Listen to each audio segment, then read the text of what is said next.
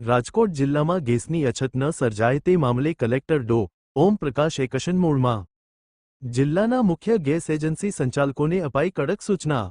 ગેસના બાટલાની કાળાબજારી ન થાય તે માટે તેમજ બાટલાના સ્ટોક મામલે અપાઈ સૂચના। જે ઘરમાં ગેસની લાઇનનું કનેક્શન હોય તે લોકોને ગેસના બાટલા જમા કરાવી દેવા સૂચના અપાઈ। કેન્દ્ર સરકારની ગાઈડલાઈન મુજબ ગેસ એજન્સી સંચાલકોને સૂચનાઓ અપાઈ। ગેસ લાઇનનું કનેક્શન હોય તે લોકોને બાટલાના આપવા કડક સૂચના અપાઈ। પુરવઠા વિભાગે અત્યાર સુધીમાં કોમર્શિયલની જગ્યાએ ઘરેલું બાટલાનો વપરાશ થતો હોય તેવા 150 બાટલા સીઝ કર્યા। રાજકોટ શહેર જિલ્લાની 66 એજન્સીઓ પર એક પોલીસકર્મી અને એક રેવન્યુકર્મીને ફરજ પર મૂકવામાં આવ્યા। લોકોને ગેસના બાટલા મામલે વધુ પેનિક ન થવા તેમજ રાજકોટ શહેર જિલ્લામાં પૂરતો સ્ટોક હોવાનું પુરવઠા અધિકારીએ જણાવ્યું।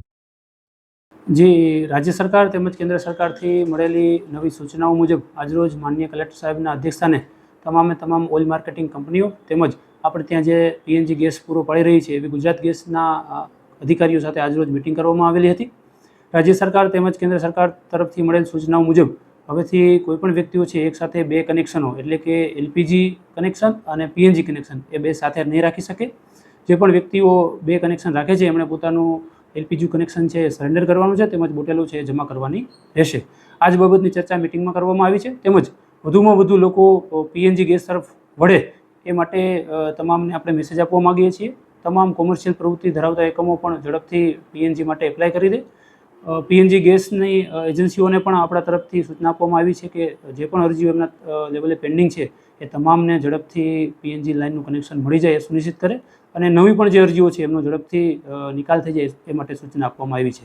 આ ઉપરાંત જે પીએનજી કનેક્શન ધરાવે છે એમની સંપૂર્ણ યાદી છે એ આપણે ત્યાં એલપીજીના જે ડિસ્ટ્રીબ્યુટરો છે એજન્સીઓ છે એમને આપી દેવામાં આજે આવશે અને હવેથી જે પીએનજીની લાઇન ધરાવે છે એઓને એલપીજી રિફિલિંગ છે એ આપણે કોઈપણ સંજોગોમાં નહીં કરી આપીએ। એનું પણ ક્રોસ ચેકિંગ કરવામાં આવશે અને એમની બોટલો છે એ જમા લેવામાં આવશે। રાજ્ય સરકાર શ્રીની પણ સૂચના છે કે ઘરેલું ગેસમાં કોઈપણ પ્રકારની અડચણ ન આવે તેમજ કોઈપણ જગ્યાએ કાળાબજાર કે અન્ય કોઈ ગેરપ્રવૃત્તિઓ ન થાય એ માટે અત્રેના લેવલથી સિટીમાં પણ પુરવઠા નિરીક્ષકોની ટીમ તેમજ 3 મામલતદારશ્રીઓની ટીમ તેમજ આપણા તમામ તાલુકાઓમાં મામલતદારશ્રીની અધ્યક્ષતામાં ટીમોની રચના કરવામાં આવી છે। રાઉન્ડ ધ ક્લોક આ ટીમો ફિલ્ડમાં રહે છે।